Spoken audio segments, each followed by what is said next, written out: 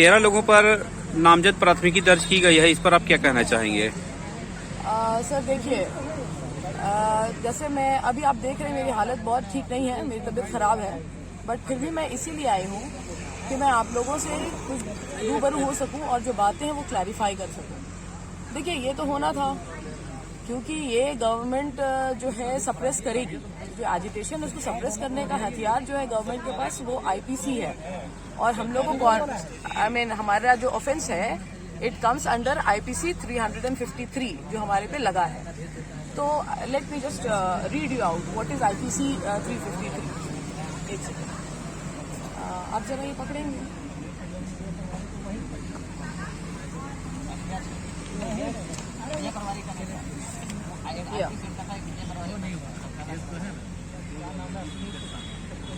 Yes, Article 353 reads, assault or criminal force to deter public servant from discharging of his duties. इसका आप देखिए explanation क्या है।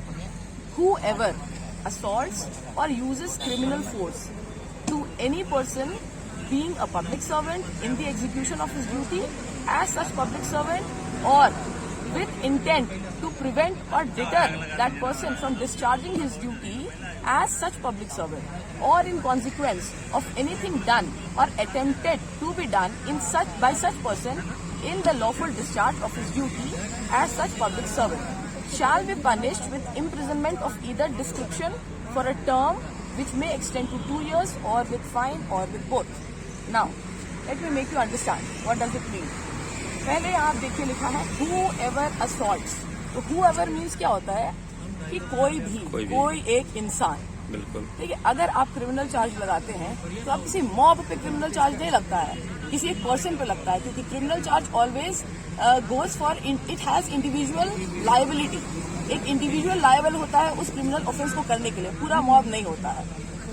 Number 2, अगर इस तरह की चीजें हुई हैं जो इन्होंने हम सारे स्टूडेंट्स पे लगाया है 153, जो 13 स्टूडेंट्स आप बता रहे हैं वो 13 स्टूडेंट्स पे 353 लगा है।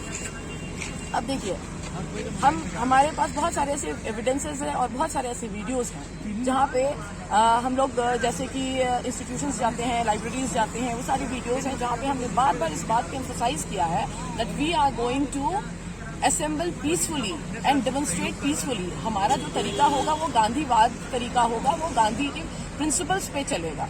And we have appeal to students, to everybody who listen to us, और जो हमें सुन भी रहे हमेशा हम यही अपील करते हैं कि हमें गांधीवादी तरीके से चलना है। क्यों? बिकॉज हमारा कॉन्स्टिट्यूशन जो है वो हमें इसकी इजाजत देता है। Article 19(1) sub clause C says कि you have the right to assemble peacefully.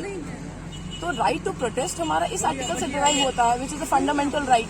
तो ये हमारा राइट है कि हम बैठेंगे और डेमोन्स्ट्रेट करेंगे, अपनी बातों को रखेंगे, बिकॉज हमें गवर्नमेंट की जो पॉलिसीज हैं, मान लीजिए, या फिर जैसे जेपीसी का रिजल्ट जो आया ये हमें मंजूर नहीं है, लार्जर पब्लिक इंटरेस्ट में ये फेल हो रहा है, तो इसके लिए हम लोग एजिटेशन कर रहे हैं, ये हमारा राइट है।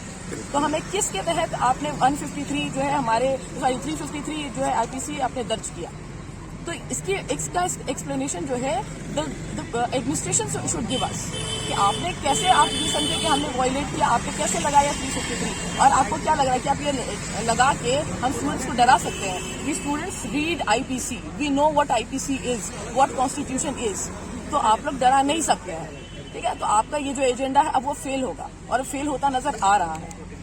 तो मैं यही अपील करूंगी अपने सारे जो व्यूअर्स हैं, जो लिसनर्स हैं, कि आप डरे नहीं, आप साथ खड़े हो, क्योंकि ये आपका राइट है, ये आपका अधिकार है, और आप पे बिला वजह कुछ भी नहीं होगा, because we are run by the constitution और रूल ऑफ लॉ के तहत हम लोग चलते हैं और चलेंगे। अगर आज तक नहीं होता है तो आज से होगा, आज से we will work according to the and we will work according to the rule of law and will make the system which works according to the rule of law.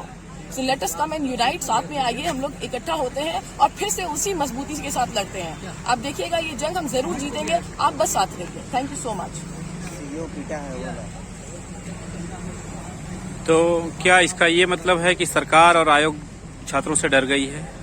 जी, साफ साफ तो यही मतलब है। आप देखिए, उल्टा आप जब वीडियोस देखेंगे तो आपको ये दिखेगा कि जो सीईओ है वो सिविल ड्रेस में है और वो अपने पैर से, अपने लातों से स्टूडेंट को मारते हैं। आप ये बताइए कि how is it justified? In fact उनको इसका ही शुड बी आंसरेबल कि आपने इनफैक्ट एफआईआर उनके खिलाफ होना चाहिए कि आप सिविल ड्रेस में हैं, आपके पास वो अथॉरिटी नहीं है जिससे आप, और दूसरा कि आप ह्यूमन राइट वायलेट कर रहे हैं। We are violating a person's human right, उसकी डिग्निटी आप वायलेट कर रहे हैं, यू शुड बी आंसरेबल और आपके खिलाफ FIR लॉन्च होना चाहिए।